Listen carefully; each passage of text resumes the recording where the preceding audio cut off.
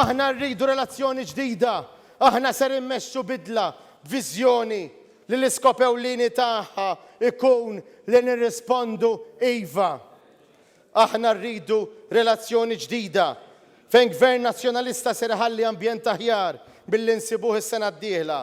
Gvern ġdid nazzjonalista ser iħalli reputazzjoni ferm u ferm aħjar minn dak li kissirtu intom fejn uħorġu mill-misħuta l-istal griża.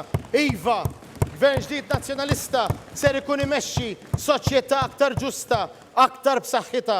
Hekk stqar il-kap tal-Oppożizzjoni Bernard Grech f'diskors fil-Parlament fejn taħarsa lejn is-sitwazzjoni kurrenti f'Malta u l-viżjoni tal-Partit Nazzjonalista l-preżent u l-futur. Bernard Grech qal li l-istat li jinsab fih pajjiżna hija tigerrex li żgħażagħ mingħajr twelidhom. Din hija r-responsabilità tiegħek, Prim Ministru. Int hija taċċetta u tinkoraġġixxi gvern jinten bil-korruzzjoni. Bernard Grech qal li b'kuntrast il-Partit Nazzjonalista se wettaq politika fejn kulħadd jista' jasal. Tista' tkun xi tkun u min tkun għaliex mhux ser insaqsik minn int, mhux ser insaqsik il-min taf, mhux ser insaqsik minn min tiġi għaliex magħna int ser timxi il-qoddim fuq il-ħiliet tiegħek. Huwa qal li l-Partit Nazzjonalista jemmen fil-ħaddiema Maltin u fil-prodott lokali.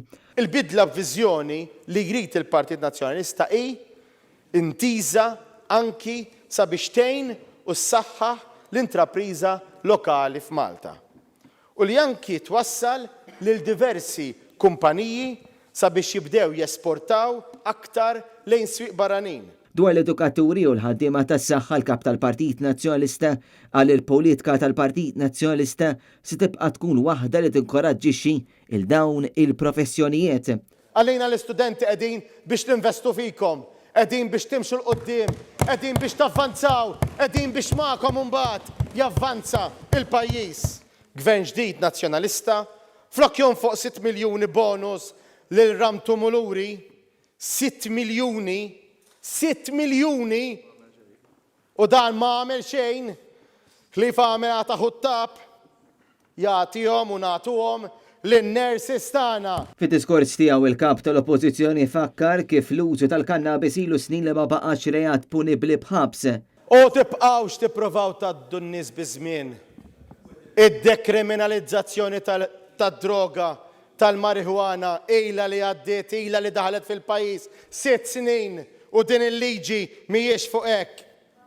U jiena ngħidlek allura Prim Ministru, kif se tmur tispjegalhom inti lill-familji tagħna illi qed titfa' l-tfal tagħhom il-messaġġ illi din hija xi ħaġa okej, xi ħaġa tajba illi inti tuża.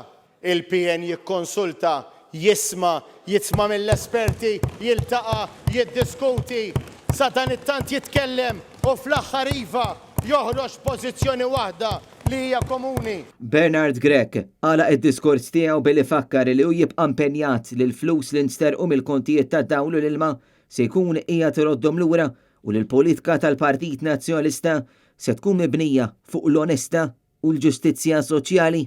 U din hija l-missjoni tiegħi u jiena nwedek li ser nistinkaw kemm niflaħ il-kol flimkien biex din inwettquha għalik u miegħek. James Aronellu, Net News.